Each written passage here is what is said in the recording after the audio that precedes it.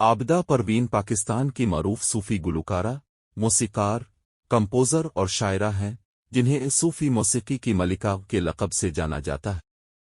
उनकी आवाज़ और रूहानी कलाम ने दुनिया भर में लाखों दिलों को छू लिया है। इब्तिदाई ज़िंदगी और तालीम। आबिदा परवीन 20 फरवरी 1954 को लाड़काना, सिंध में एक सूफी घराने में पैदा हुई। उनके वालिद उस्ताद गुलाम हैदर एक मरूफ मौसीकार और गुलकार थे, जिन्होंने अपनी बेटी को कम उम्री में ही मौसीकी की तालीम देना शुरू की। आबिदा ने सिर्फ 3 साल की उम्र में अपना पहला कलाम गाया। बाद में उन्होंने शाम 84 घराने के उस्ताद सलामत अली खान से भी तरबियत हासिल की। फन्नी सफ़र। आबिदा परवीन ने अपने करियर का आगाज़ 1973 में रेडियो पाकिस्तान हैदराबाद से किया, जहां उनका पहला सिंधी गीत तांजे जुल्फन जे बंद मकबूल हुआ। 1980 में साल्ताना सिद्दीकी के प्रोग्राम आवाज़ व अंदाज में उनकी परफॉर्मेंस ने उन्हें कौमी सतह पर शोहरत दिलाई।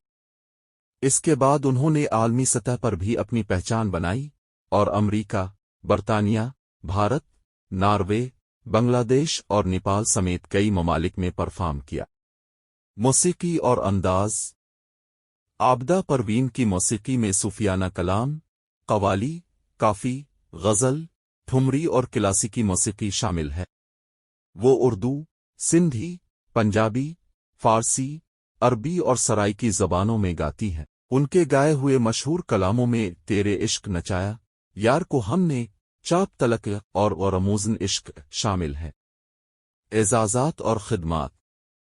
आबिदा परवीन को उनकी खिदमात के एतराफ़ में हुकूमत पाकिस्तान की जानिब से सितार इम्तियाज़ 2005, हिलाल इम्तियाज़ 2012 और निशान इम्तियाज़ 2021 जैसे आला सिविल एजाज़ात से नवाजा गया। वो की जानिब से अमन की सफ़ीर भी मुकर्रर की गई है। कोक स्टूडियो और जदीद दौर।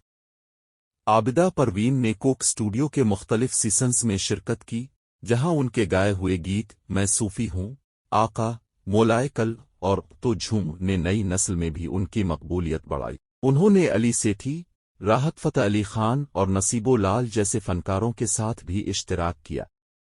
ज़ाती ज़िंदगी। आबिदा परवीन ने रेडियो पाकिस्तान के प्रोड्यूसर गुलाम हुसैन शेख से शादी की, जो उनके मैनेजर भी थे। उनके शौहर 1997 में वफ़ात पा गए। आबिदा परवीन ने अपनी ज़िंदगी को सूफियाना पैगाम, रूहानियत और मोहब्बत के फ़रोग़ के लिए वक्फ कर रखा है। आबिदा परवीन की मौसीकी न सिर्फ पाकिस्तान बल्कि दुनिया भर में रूहानी सुकून और सूफियाना पैगाम का ज़रिया बनी हुई है। उनकी आवाज़ और कलाम आज भी दिलों को छू रहे हैं।